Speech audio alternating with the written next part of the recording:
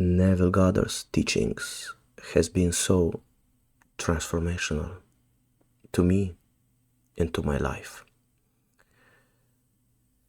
I've noticed that and experienced that his teachings give you so much power.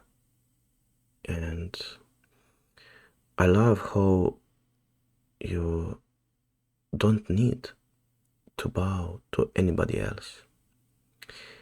You don't need to feel insecure. Essentially, you don't need anyone or anything else.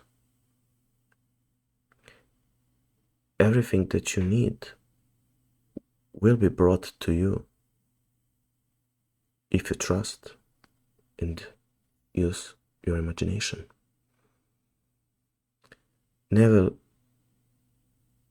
stated that imagination is the true and only reality, that this world is merely a shadow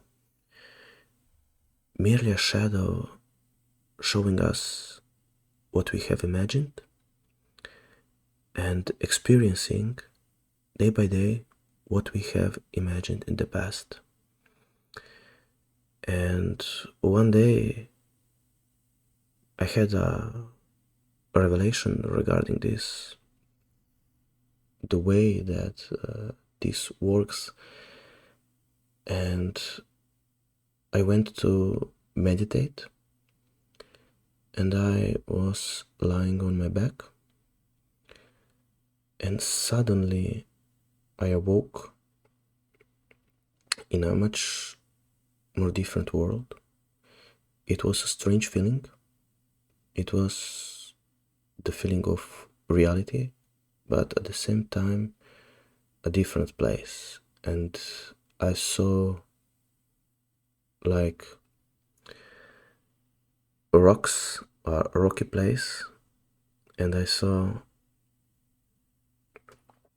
like pillars made of rock, and on the biggest pillar of natural rock I saw a light like the sun, a white source of everything.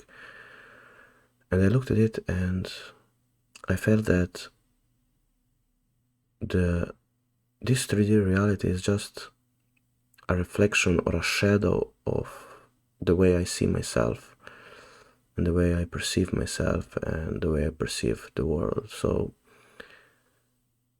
this, I believe, was a revelation, and I believe that this will also happen to you if you follow Neville's teachings.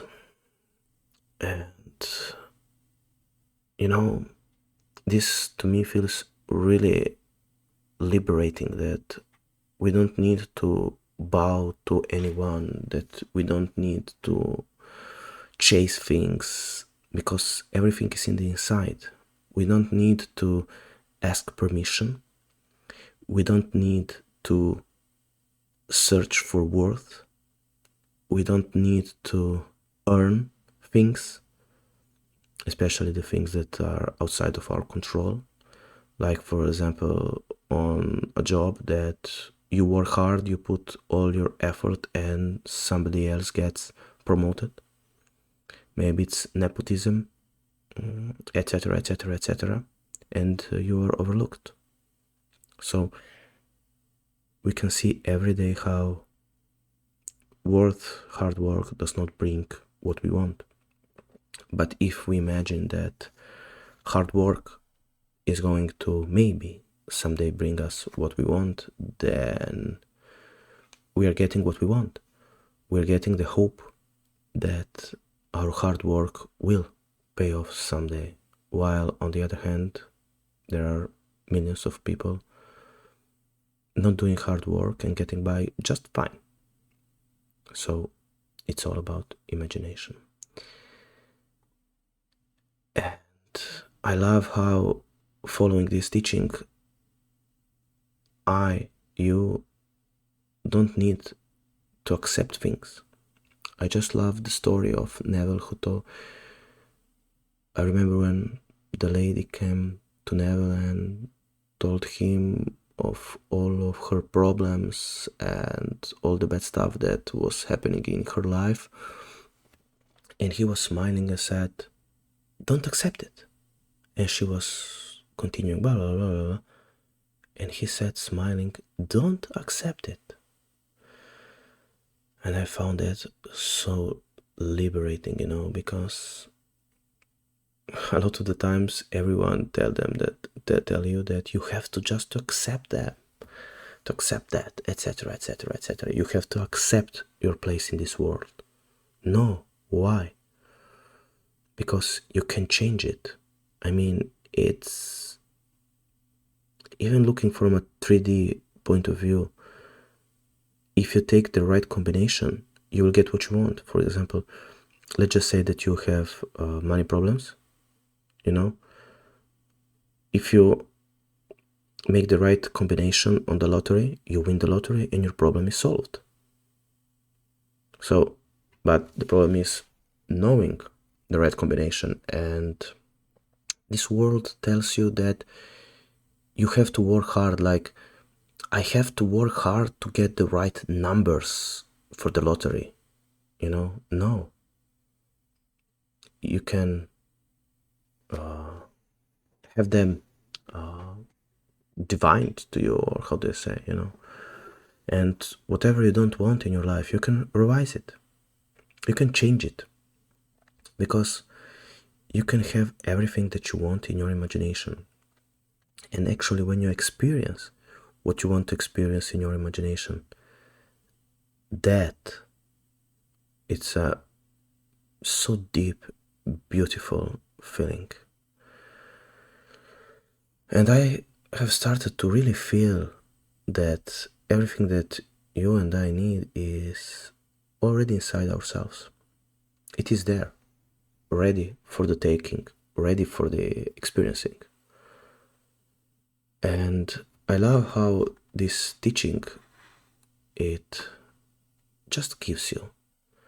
You can give yourself and it gives back to you. It's without asking, without having to toil and sweat and be miserable and be always in a state of insecurity and asking, can I have it? Can I have it? Oh my God, can I have it? What if it is taken away from me? No. It says that believe that you have it and you will. That's what it's asking of you. It's asking to believe. Yes, it is asking of us to do something, and it is asking us to believe. And when you start to believe and to yield into this, you will start to feel how liberating it is to just believe this. And I've noticed that the more you give to yourself in imagination, and the more you give to imagination inside yourselves, the more it gives back to you. Firstly, it gives in the feeling, and then it will give you in the flesh. And I've noticed that I became so much more calm. I became very calm. And when I want something, I just do it in my imagination. I just sit down or lie down and I just go inside my imagination and I imagine. I imagine all the lovely things and all the things that I would like to experience. And I think in the end it's about that. To live inside your imagination and to enjoy it. Because we are told to trust it, to believe it. We're not told to ask about the how it's going to happen. We're not asked to know the when it's going to happen. No. We're asked to trust it. We're asked to yield to it. We're asked to embrace these teachings. We're asked to embrace. And I have been searching all my life essentially truly for or to get to this feeling that I have now. I have tried the Christian God, and it tells you that you have to bow to this God, and that if you're going to be good enough, and that if you're going to please Him, it's going to reward you someday, maybe in this life, maybe in the afterlife. I mean, this didn't resonate well with me. I didn't feel good about this. I didn't feel good about, for example, when we're told to pray, to kneel down, and to feel the pain so that God can feel us better. I mean, why would a God that has a children make him suffer in order for him to get the things? That doesn't seem like a very good father to me. But this God that Neville talks about is much more beautiful. It gives you. You don't need anything. You come, you sit, and you eat. Why? Because you're his creation. And I remember the phrase, I and my Father are one, but my Father is greater than I. And this Father loves you. It gives you. It just wants your love and to trust, to feel secure inside yourself. And I remember, for example, psychotherapy. Psychotherapy tells you essentially to accept what you cannot change. To accept, like ACT, accept and commitment therapy, all the psychotherapists in the world going there telling you all the bad things that are happening to you and about your past and the fears of the future. It all goes away with Neville's teachings. And I remember him telling somewhere, maybe it was a lecture, telling that all the psychotherapists would be gone if we just didn't fear things. And it's the truth. I have seen it, I have experienced it, and I believe that. So, and all this, all the other religions and teachings telling you to essentially hope for the best. In therapy, you're told hope for the best, work and then hope that everything will turn out okay. But here with Neville is, I trust it. I trust that it's going to be okay. I don't have to hope for things. I can trust it. And that's a beautiful feeling. And something similar is, for example, with the law of attraction. We're told that you have to feel it. You have to, It's like, again, I have to feel it in the hope that it will work the magic that I'm waiting for and hoping that it will do. Not with Neville. We're taught that you are the power, that you have the power. We're told that. And that's just something beautiful.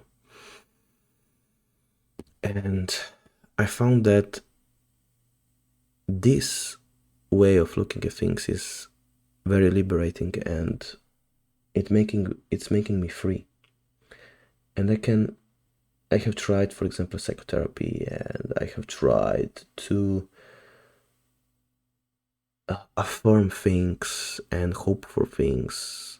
And now I found that I just go back and I act. And I act only in my imagination. And it feels so natural, so right. Before I was constantly trying to grind, constantly trying to find a solution, to write down all the possible solutions that I have to do, or maybe the way of I think it's Barbara Oettingen who says that the method of essentially the whoop method, essentially the wish. What do I wish for?